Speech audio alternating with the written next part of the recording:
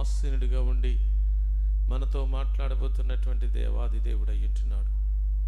ఆత్మస్వరూపుడుగా మన మధ్యలో ఉన్న దేవుడు స్వచ్ఛమైనటువంటి మాటలు, మేలుకరమైనటువంటి మాటలు, దీవెనకరమైనటువంటి మాటలు, ఆశీర్వాదకరమైనటువంటి మాటలు, సంతోషకరమైనటువంటి మాటలు, తృప్తిపరిచే మాటలు, బలపరిచే మాటలు, సమాధానము కలుగు చేసే మాటలు, ఆశీర్వాదములు కలుగు చేసే మాటలను మనతో మాట్లాడబోతూ ఉన్నాడు దేవుడు. ఆ దేవుణ్ణి స్తుతించుట ఎంతో మంచిది. స్తుతి చేయుట యథార్థవంతులకు శోభస్కరం. స్తుతి చేయువాడే నన్ను ఘనపరచువాడు, మహిమపరచువాడు. అట్టి స్తుతి యాగం చేసి దేవుణ్ణి ఘనపరిచినప్పుడు, మహిమపరిచినప్పుడు దేవుడు మనలను దీవించి ఆశీర్వదించే దేవుడు. దేవుని వాక్య ధ్యానంలో గడిచిన 2 వారాలుగా మనం ధ్యానం చేస్తూ ఉన్నాం ప్రియులారా. మొదటిగా ఈ 29వ కీర్తనలో 11వ వచనములో చూసినట్లయితే, యెహోవా తన ప్రజలకు బలమును అనుగ్రహించువాడు. ఏం చేస్తాడట? ముందుగా దేవుడు బలమును అనుగ్రహించే దేవుడని గడిచినటువంటి అంత క్రితం పరిశుద్ధ దినములో దేవుడు మనం మాట్లాడాడు. ఎలాంటి బలమునిచ్చే దేవుడు, ఎలాంటి శక్తినిచ్చే దేవుడు. గడిచిన వారంలో చూసినట్లయితే ఆయన తన ప్రజలకు సమాధానము కలుగు చేసే దేవుడు. నీకు నాకు మనందరికీ సమాధానము కలుగు చేసి, శాంతినిచ్చి, నెమ్మదినిచ్చి, సంతోషాన్నిచ్చి, ఆనందాన్నిచ్చి, కృప చూపించి, దీవించి ఆశీర్వదించే దేవాది దేవుడు. ఆఖరి వచనములో చూసినట్లయితే సమాధానము కలుగ చేసి వారిని ఆశీర్వదించే దేవుడు. దేవునికి మహిమ కలుగును గాక. హల్లెలూయా, హల్లెలూయా. దేవుని మాటలు శ్రద్ధగా వినాలా, గ్రహించాలా, దాని ప్రకారంగా మీరు నడుచుకోవాలి. ఆ విధంగా నడుచుకుంటేనే, ఆ విధంగా గ్రహిస్తేనే దేవుడు ఈ దినాన్న ఏం చేయబోతున్నాడు? దీవించబోతున్నాడు, ఆశీర్వదించబోతూ ఉన్నాడు. యెహోవా ఆశీర్వాదము ఐశ్వర్యం ఇస్తుంది. అలాంటి ఐశ్వర్యమును నీకు ఇవ్వాలని దేవుడు ఆశపడుతున్నటువంటి ఈ దినాన్న నీవు దేవుని వాక్యాన్ని విని గ్రహించి దాని ప్రకారంగా నడుచుకుంటే గొప్ప మేలు జరగబోతూ ఉంది, గొప్ప ఉపకారం జరగబోతుంది ఈ దినాన్న.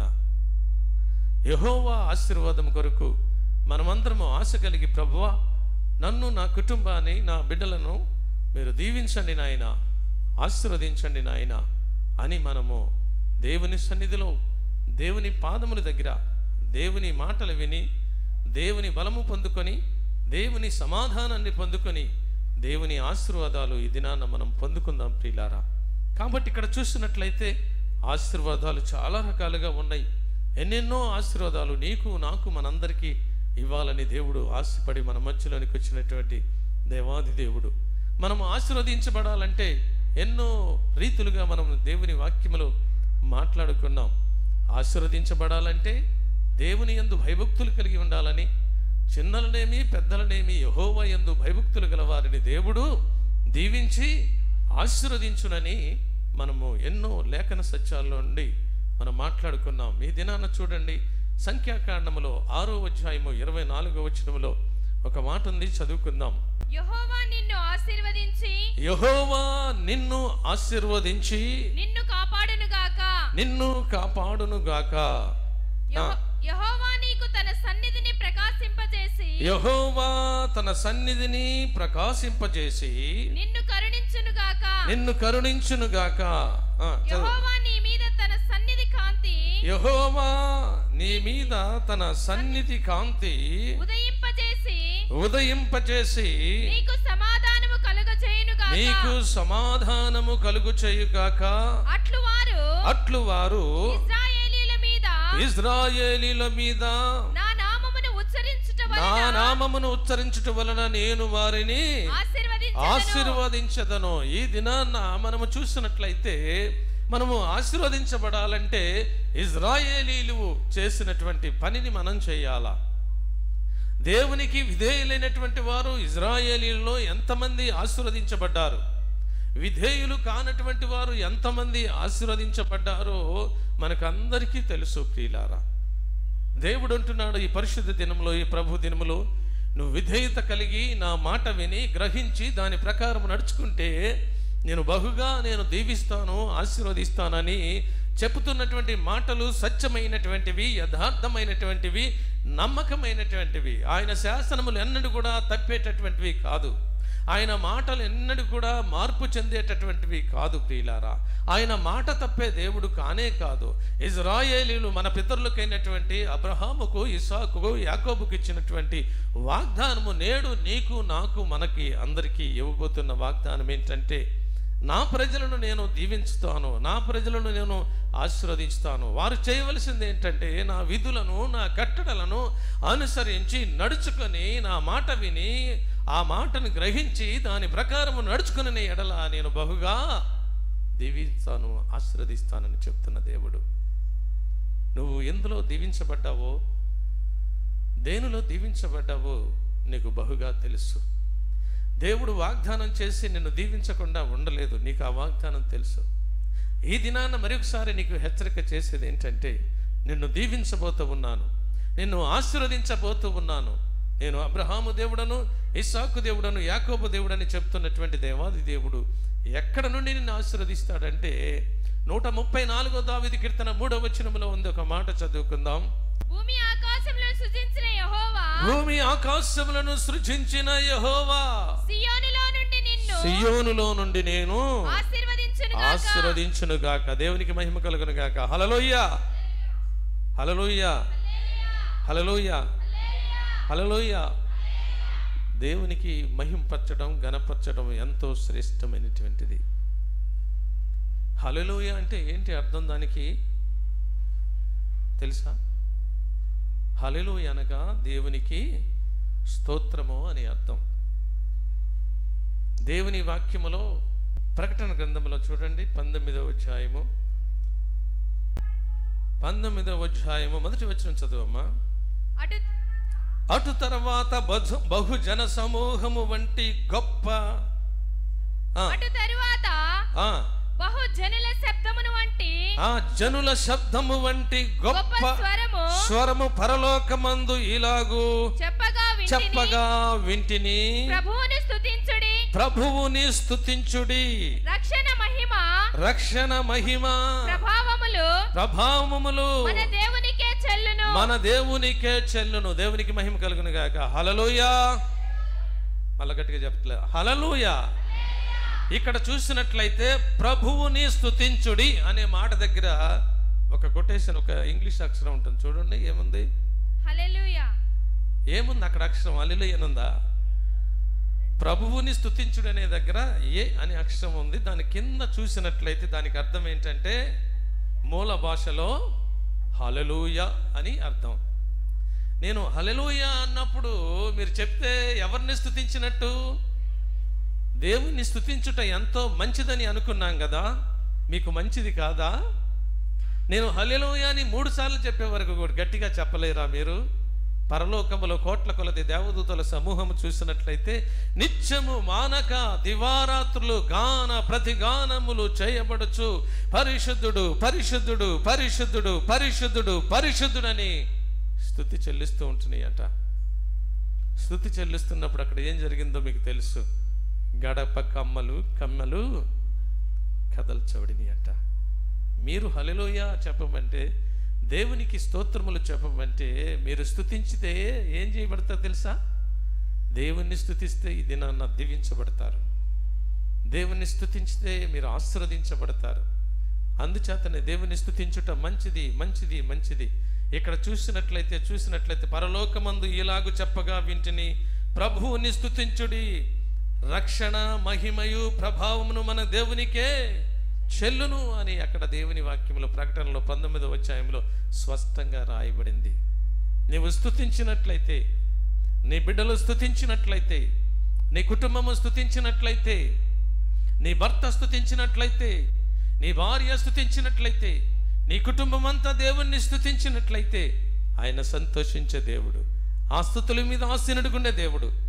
ఆసీనుడిగా ఉండి ఆయన మహిమను నీ మీదకి పంపించి ఆయన ఆశీర్వాదాలు, ఆయన దీవెనలు ఎన్నెన్నో ఉన్నటువంటి అన్ని కూడా ఆయన దీవించే దేవుడు. అందుచేతనే 134వ కీర్తనలో 3వ వచనములు అంటున్నాడు, భూమి ఆకాశములు సృజించిన యెహోవా చేత మీరు ఆశీర్వదించబడుదురు. నువ్వు ఆశీర్వాదకరంగా ఉండాలా, నువ్వు నీ ఇంటిలో నువ్వు ఆశీర్వాదకరంగా ఉండాలా, నువ్వు పక్క వారికి నువ్వు ఆశీర్వాదకరంగా ఉండాలా, నీ మాటలలో దేవునికి మహిమ తెచ్చేవిగా ఉండాలా, నీ తలంపులు దేవునికి మహిమ తెచ్చేవిగా ఉండాలా, నీ ఉద్దేశములు దేవునికి మహిమ తెచ్చేవిగా ఉండాలా. నీవు బయటికి వెళ్ళినప్పుడు వచ్చినప్పుడు నీ సమస్తములో దేవునికి మహిమ తెచ్చేవిగా ఉండాలా. అప్పుడు దేవుడుగా నిన్ను బట్టి నీ కుటుంబాన్ని బట్టి సంతోషించి ఆనందించి దీవించి ఆశీర్వదించే దేవుడు. నువ్వు దేవుని మాటలు వింటున్నావా? మట్టుకే వింటున్నావు, గ్రహించటలేదా? గ్రహించకపోతే నీకే నష్టం, నీ ఇంటికి నష్టం, నీ కుటుంబానికి నష్టం. ఆ దీవెనలు పోగొట్టుకుంటావు, ఆ ఆశీర్వాదాలు పోగొట్టుకుంటావు, ఆ క్షేమాన్ని పోగొట్టుకుంటావు. ఈ భయంకరమైనటువంటి దినాల్లో ఆ దీవెనలు ఆశీర్వాదాలు కావాలంటే నువ్వు ఒక ప్రత్యేకమైనటువంటి వ్యక్తిగా దేవునికి కనపడాలా, నువ్వు ఒక ప్రత్యేకమైనటువంటి కుటుంబముగా దేవునికి కనపడాలా, నువ్వు ప్రత్యేకమైనటువంటి బిడ్డలుగా ఆయనకు కనపడాలి. మనము మన తలంపుల ద్వారా, మన ఆలోచనల ద్వారా, మన ఊహల ద్వారా దేవుణ్ణి మహింపచ్చేటట్టుగా ఉన్నట్లయితే, దేవుని కనపచ్చేటట్టుగా ఉన్నట్లయితే దేవుడు దీవిస్తాడు. ఈ పరిశుద్ధ దినములో ఆశీర్వదిస్తాడు. ఆయన ఎక్కడెక్కడ తీస్తాడు, ఎక్కడెక్కడ ఆశీర్వదిస్తాడు. ఎన్నో మార్లు మనం చదువుకున్నాం. ఆ దీవెనలు దయచేసి మీరు ఎవరు కూడా పోగొట్టుకోవద్దని పరిశుద్ధాత్మ దేవుడు మరి ఒకసారి హెచ్చరిక చేస్తా ఉన్నాడు. ప్రియులారా, ఇదిగో దేవుని వాక్యంలో చూడండి, ద్వితీయోపదేశకాండంలో 28వ అధ్యాయంలో 3వ వచనంలో అంటాడు. అక్కడ మొదటి వచనంలో చూసినట్లయితే ఇంకొక మాట అంటాడు, చదువుకుందాం. ద్వితీయోపదేశకాండము, నీవు నీ దేవుడైన యెహోవా మాట శ్రద్ధగా విని నేడు నేను నీకు ఆజ్ఞాపించిన ఆజ్ఞలన్నిటినీ అనుసరించి నడుచుకొనిన ఎడల నీ దేవుడైన యెహోవా భూమి మీదనున్న సమస్త జనముల కంటే నిన్ను హెచ్చుగా హెచ్చించునని వాగ్దానం చేసిన దేవుడు మాట తప్పే దేవుడు కాదు. 3వ వచనంలో అంటాడు ఆయన, 3వ వచనం చదువుకుందాం. నీవు పట్టణములో దీవించబడదు. నీ దీవెనలు రావాలి, నీకు ఆశీర్వాదాలు రావాలి. నీకు దీవెనలు ఆశీర్వాదాలు రావాలంటే దేవునికి నమ్మకంగా ఉండాలా వద్దా? దేవుని యందు విశ్వాసం ఉంచాలా వద్దా? దేవుని యందు విధేయత కలిగి ఉండాలా వద్దా? దేవుని మాటలు వినాలా వద్దా? దేవుని చిత్తానుసారంగా నడుచుకోవాలా వద్దా? దేవుని అడుగుజాడలో నడుచుకోవాలా వద్దా? క్రమముగా మర్యాదగా దేవుని బిడ్డగా నువ్వు జీవించాలా వద్దా? నీవు నీ కుటుంబం కూడా నువ్వు జీవించినట్లయితే, నువ్వు నడుచుకున్నట్లయితే దేవుడు తప్పకుండా నీ కుటుంబాన్ని ఆశీర్వదిస్తాడు. ప్రియులారా, దేవుని ఆశీర్వాదం నీకు కావాలి. మనుషులు ఇచ్చే ఆశీర్వాదము తాత్కాలికమైనటువంటిది. అది కొంతలో సహాయం చేయొచ్చు, కొంత మేలు చేయొచ్చు, కానీ దేవుడిచ్చేటటువంటి ఆశీర్వాదము అది శాశ్వతమైనటువంటిది. ఈ భూలోకములో శాశ్వతమైనటువంటిది, పరలోకములో నీవు గొప్ప శాశ్వతమైనటువంటి గొప్ప పట్టణానికి నువ్వు వెళ్ళబోతావు. పిల్లారా, దేవుడు అంటున్నాడు, నువ్వుకేం కావాలి? అశాశ్వతమైనది కావాలా, శాశ్వతమైనది కావాలా? దేన్ని కోరుకుంటున్నావు? నువ్వు శాశ్వతమైనది కావాలంటే నువ్వు నా మాట విను, నా ఆజ్ఞలు అనుసరించి నడుచుకో, నేను చెప్పినట్లుగా నడుచుకో. నేను నిన్ను దీవిస్తాను, నీ కుటుంబాన్ని దీవిస్తాను, ఆశీర్వదిస్తాను, ప్రయోజనకరంగా చేస్తానని దేవుడు చెబుతున్నటువంటి మాట స్వచ్ఛమైనటువంటిది. ప్రియులారా, దేవుని వాక్యమును ఇంకో చోట చూద్దాం. హెబ్రీయులకు రాసిన పత్రిక 6వ అధ్యాయం 13, 14, 15 వచనాల్లో ఒక మాట వ్రాయబడింది, చూద్దాం. దేవుడు అబ్రహామునకు వాగ్దానము చేసినప్పుడు, ఆ దేవుడు అబ్రహాముకు వాగ్దానము చేసినప్పుడు తనకంటే గొప్పవాడు తోడు అని ప్రమాణము చేయలేకపోయెను కనుక తన తోడు అని ప్రమాణము చేసి నిశ్చయముగా నేను నిన్ను ఆశీర్వదింతును. ఎవరు చెప్తున్నారు ఈ మాట? ఎవరు చెప్తున్నారు ఈ మాట? దేవుడు చెప్తున్నాడు. ఎవరితో చెప్తున్నాడు ఈ మాటని? అబ్రహాముతో చెప్తున్నాడు. ఈ దినాన్న ఎవరితో చెప్తున్నాడు దేవుడు? నీతో చెప్తూ ఉన్నాడు ఈ మాట. ఎక్కడున్నాడు దేవుడు? మన మధ్యలో ఉన్నాడు ఆయన. ఏం చేస్తున్నాడు ఆయన? మన స్తుతుల మీద ఆసీనుడిగా ఉన్నాడు ఆయన. ఏమంటున్నాడు? ఇదిగో నిశ్చయముగా నేను నిన్ను ఆశీర్వదించదను. దేవునికి మహిమ కలుగును గాక. హల్లెలూయా. నేను నిశ్చయముగా నిన్ను ఆశీర్వదిస్తాను. ఇదిగో అబ్రహాము దేవుడను, ఇస్సాకు దేవుడను, యాకోబు దేవుడను.